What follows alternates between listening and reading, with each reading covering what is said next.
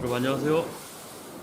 창창의 군대 이야기입니다. 오늘은 요즘 좀 이슈가 되고 있는 유엔 사령부와 연합 사령부에 대해서 제가 좀 얘기를 해보려고 합니다.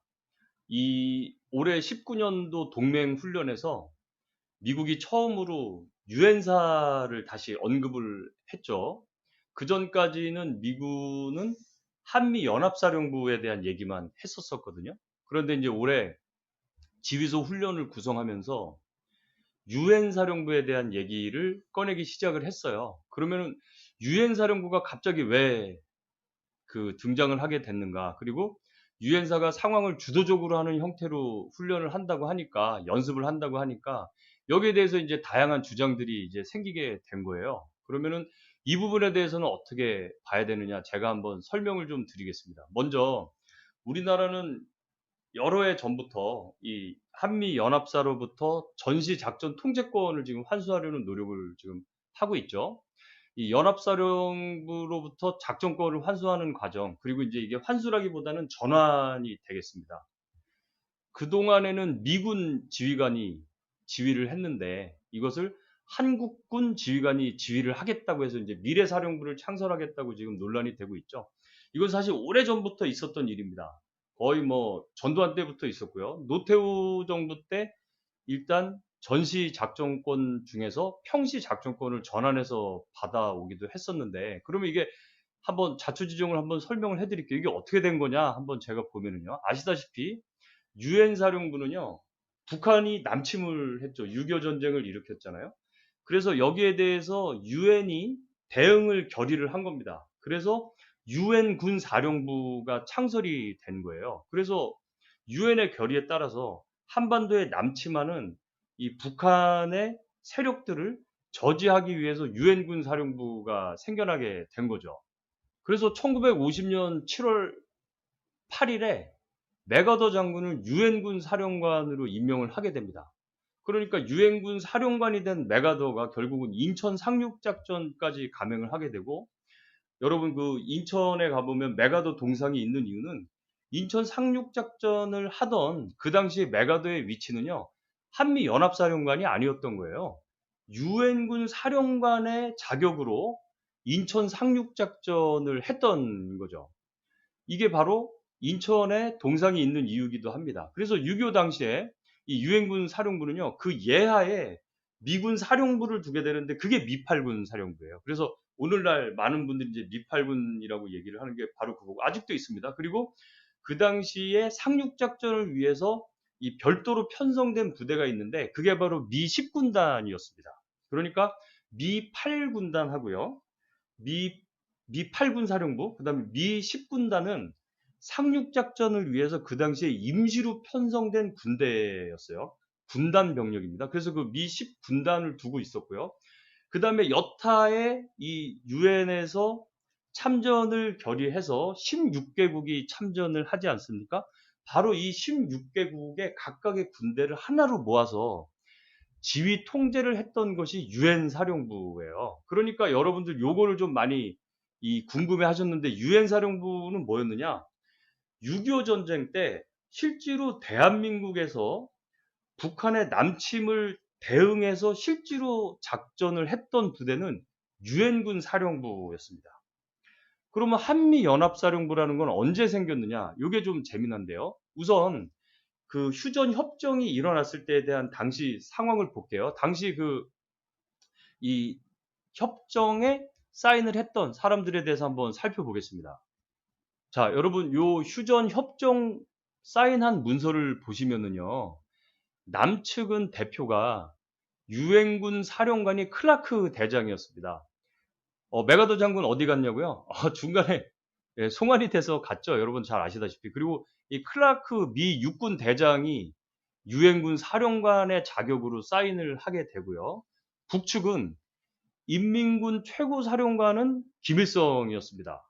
그리고 중국 인민지원군 사령원이 팽덕회였어요. 그래서 이 팽덕회가 서명을 하게 되죠. 여기 보시는 것처럼 좀 작아서 잘 안 보이시겠지만, 자, 이렇게 유엔 사령관이 정전 협정에 서명을 한 것이 바로 유엔 사령관이 남측을 위해 싸운 군대들의 총 지휘권을 가졌음을 보여주는 거죠. 그리고 그 이후에 유엔군 사령관이 남측의 단일 총사령부 자격으로 수행한 정전 협정 서명자라는 게 이게 지위가 바뀐 적이 없어요. 그 뒤에는. 그리고 박정희 장군의 국가 최고 재건 회의에서도 유엔군 사령관이 한반도 방위를 위한 전평시 작전권을 다 가지고 있다는 거는 확인을 했었죠. 그래서 이때까지는 아무런 문제 없이 일단 한미 이 유엔 사령부의 존재에 대해서는 큰 문제가 없었어요. 그런데 이제 이게 어떻게 바뀌게 됐느냐? 이거는요, 1968년에 유엔사 예하에 연합작전 기획참모부가 편성이 됩니다. 이 연합작전 기획참모부라는 거는 뭐냐면 이 유엔사 예하에 한국군이 참모부에 편입이 된 거예요. 그러니까 한국군의 위상이 높아진 거죠. 그 전까지는 유엔사 내에 한국군의 독자적인 참모부가 없었던 거예요. 그런데 연합작전 기획참모부가 형성이 되면서 한국군이 그 참모에 들어가게 되고요. 그래서 이게 얼마나 역사적인 의미가 있냐면 이 유엔사의 최고위급 사령부에 한국군이 처음으로 참모로 참가하게 됐다라는 게 의미가 있는 겁니다. 1968년도에. 그 다음에 요게 1978년이 되면서 한미연합사령부가 창설이 됩니다. 이때 한미연합사령부가 정식으로 창설이 되고요.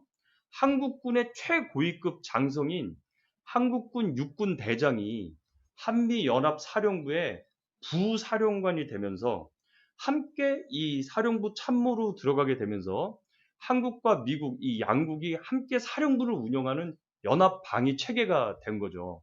이건 무슨 의미가 있냐면요. 한국군의 위상이 굉장히 올라갔다는 겁니다. 1978년도에. 그래서 한미연합 사령관도 미 육군 대장이고 한미연합사 부사령관도 한국군 대장인 거예요. 즉 계급 직급이 굉장히 동등한 레벨로 올라갔다는 거죠. 그리고 참모 평성도 1대1입니다. 즉 미군 1, 한국군 1 이렇게 됐어요. 물론 실질적으로 뭐 미군이 더 많을 수는 있지만 어쨌든 규정상으로는 미군도 1, 한국군도 1. 그래서 뭐 정보작전 참모부장은 누가 맡고 뭐 인사참모부장은 누가 맡고 해서 이렇게 한 측과 미측이 서로 이 주요 참모들을 이제 교체로 맡게 됐는데 여기에 가장 큰 의미가 있다면 뭐냐면 한국군이 한미연합사령부가 창설이 되면서 최고위급 사령부의 참모가 최고위 장교가 올라갔다라는 게 의미가 있는 거죠. 그러니까 매우 동등한 레벨까지 갔다라는 게 의미가 되는 거예요. 그런데 여러분 여기서도 좀 보셔야 될 게 뭐냐면 한미연합사령부라는 것은 결국은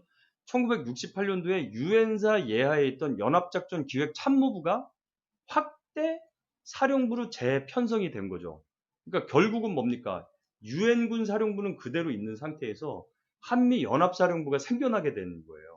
그런데 이제 이 중에서 많은 사람들이 이제 헷갈릴 수밖에 없는데 그 이유는 한미연합사령부의 상위 부서가 유엔군 사령 분야에 대한 논란이 생기게 되는 거죠. 근데 이거는요, 히스토리컬하게 보면 유엔군 사령부 예하에 미군의 참모 조직이었던 이 연합작전 기획 참모부가 있었고요. 연합작전 기획 참모부가 확대 개편이 되면서 한미 연합사령부가 된 겁니다.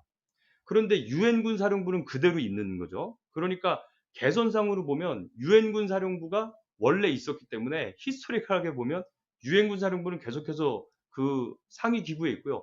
지금도 여러분 대한민국은 휴전 상태이기 때문에 유엔군 사령관은 그대로 있는 거예요. 그래서 얼마 전에 유엔군 사령관을 그 호주 육군 중장을 보임을 한 거죠. 부사령관을. 그 유엔사 부사령관을. 그러면 유엔사 사령관은 누굴까요? 네, 유엔사 사령관이 미 육군 대장입니다. 그리고 한미연합 사령관도 미 육군 대장이죠. 그리고 주한미군 사령관은요. 마찬가지로 미 육군 대장입니다. 그러면은요. 주한미군 사령관이 한미연합 사령관이면서 유엔군 사령관이거든요. 그래서 그 사람한테는 4개의 모자가 쓰여 있다고 해요. 그러면 유엔군 사령관, 그다음에 한미연합 사령관, 그리고 주한미군 사령관이 있는데 나머지 하나의 모자는 많은 분들이 잘 모르실 겁니다.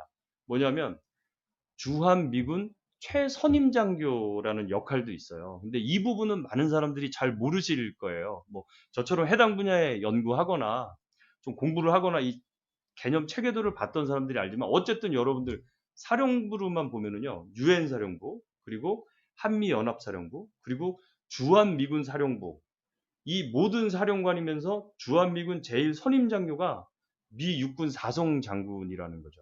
그런데 우리가 지금 전작권 논란이 있으면서 한미연합사령부를 해체를 하고 미래사령부로 전환을 하잖아요.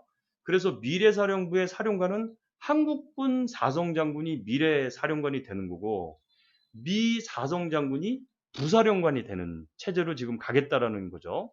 그러다 보니까 이 전작권 전환에 대해서 여러 가지 좀 논란이 생기게 되는데 가장 그 논란 중에 하나가 뭐냐면 단일 체제로 유지를 해야 되는데 과연 그 단일 체제가 형성이 되겠느냐 이런 이제 궁금점이 생기게 되는 겁니다.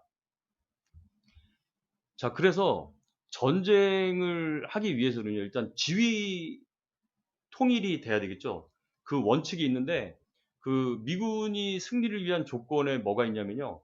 그 필수 요소 중에 뭐 목표, 공세, 집중, 병력 절약, 기동, 지휘 통일, 보안, 기습, 간명의 원칙이 있습니다. 그중에서 이 지휘 통일의 이론화 원칙은 매우 중요한 개념인데요.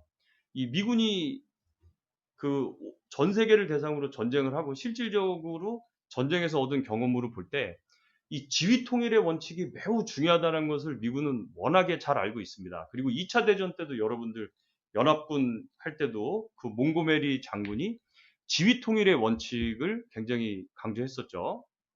그래서 아이젠하워가 끝까지 이 몽고메리와 이 다투게 되는데 결국은 아이젠하워가 이 지휘 통일의 원칙에서 최상위에 있게 되는 건 뭐냐면 결국은 모든 나라의 군을 통합을 해서 전쟁을 했을 때 가장 좋은 성과가 나온다는 것을 오랜 전쟁을 통한 경험을 통해서 알게 된 거죠. 자, 그래서 미군이 그럼 그런 걸 하기 위해서 어떻게 됐냐면 전투 지휘라는 게 있습니다. 이거는 컴뱃 커맨드가 되겠고요. 그 다음에는 작전 통제가 됩니다. 오퍼레이션 컨트롤이 되고요. 다음에 전술 통제죠. 택티컬 컨트롤이 됩니다. 그리고 마지막으로 이 지원이라는 개념이 있는데요.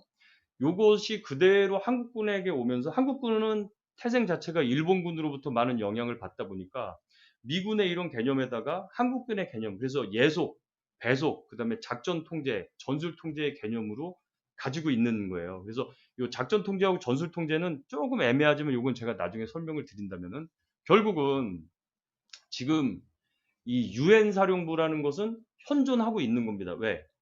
남북한이 현재 통일이 되지 않았기 때문에 계속해서 정전 상태이고 정전 상태이기 때문에 유엔 사령부가 그대로 남아 있는 겁니다. 만일에 통일이 됐다면 유엔군 사령부는 이제 해체가 되겠죠. 즉 유엔의 입장에서 본다면 이 한반도는 여전히 정전 상태이기 때문에 유엔군 사령부가 철수를 안 하고 있는 거고요. 그런데 그 유엔군 사령관이 누구라 그랬습니까? 예, 바로 미 육군 사성 장군이 유엔군 사령관을 맡는 거죠. 그러면 이 유엔군 사령관이 하는 일은 뭐냐면 유엔에서 권한을 위임받아 가지고 한반도에 전쟁이 나지 않게 혹은 전쟁이 나면 유엔사에서 요청을 하는 거죠. 전 세계에다가 야, 한국에 한반도에 전쟁이 났으니 병력을 좀 보내달라 해서 재파병을 받아가지고 유엔사 예하에 각각의 파병된 병력들을 배치해서 전쟁을 하겠다라는 거죠. 즉 침략에 대해서 대응을 하겠다라는 그런 그 개념인 겁니다. 그래서 유엔사가 그대로 있는 거예요. 그런데 이 유엔 사령관이 미군 사령관이었는데 다시 한미 연합사령부가 생겼지 않습니까? 그래서 미군 입장에서는 어떤 생각을 가지고 있냐면 유엔사하고 한미 연합사는 거의 옥상옥의 개념이니 유엔사는 명칭만 두고 즉 형식적으로만 존재하게 하고 한미 연합사의 모든 기능을 이양을 해서 위임을 해서 한미 연합사가 웬만한 모든 평상시와 전시의 작전을 다 진행을 하라는 뜻으로 이제 한미 연합사령부를 만든 거였죠. 그래서 지금 우리가 전작권의 논란이 오면서 그 기능을 가져와야겠다라고 생각을 하는 것은 한미 연합사의 기능은 가져올 수가 있는데 유엔 사령부의 역할은 어떻게 할 것이냐 이거에 대해서는 우리가 좀 고민을 해봐야 된다는 거죠. 자, 유엔 사령부의 역할을 다시 봐야 되는 이유는 6.25 전쟁이 나면서 유엔에서 다국적 군을 한반도에 파견을 하고 그것을 지휘 통일을 단일화하기 위해서 미군 최고 사령관인 이 주한 미군 사령관이 유엔군 사령관을 하도록 둔 거잖아요. 그래서 유엔군 사령부가 지금 그대로 존속이 되어 있는 상태에서 과연 한국군이 전시작전권을 가져간다는 것은 유엔군 사령부와의 관계는 어떻게 되느냐? 이것은 우리가 굉장히 고민을 해야 될 부분 중에 하나입니다. 저도 사실은 현역에 있을 때 이 한미 연합 작전을 하면서 늘 그게 궁금했어요. 유엔 사령부가 있고 그 유엔 사령부와 한미 연합 사령부는 과연 동등 레벨이냐? 아니면 수직 라인으로 구성이 되어 있는 거냐? 그러면 한미 연합 사령관은 누구에게 작전 지휘를 받느냐? 물론 미국과 한국에 있는 NSC에서 작전 통제를 받게 되죠. 그런데 유엔군 사령부도 남아 있거든요. 그리고 유엔군 사령부는 유엔의 지휘를 받게 되어 있잖아요. 그럼 이 업무 개선상 어떻게 라인을 받느냐, 즉 지휘 통제 라인이 어떻게 되느냐는 우리가 명확히 할 필요가 있는 거죠. 자, 그래서 유엔군 사령부가 존재하는 상태에서 한미연합군 사령부는 미래사령부로 바뀌면서 미래사령부 사령관이 한국군 사성장군이 가게 되는데요. 이렇게 됐을 때 연합사령부가 해체가 되고 유엔사와의 이 관계에서 새로 창설되는 미래사령부가 유엔사와의 관계가 어떻게 되는지는 이게 신설 조직이기 때문에 우리가 요거는 심사숙고해서 그 라인 개선을 잘 설정을 해야 됩니다. 왜냐? 유엔군 사령부는 그대로 있어요.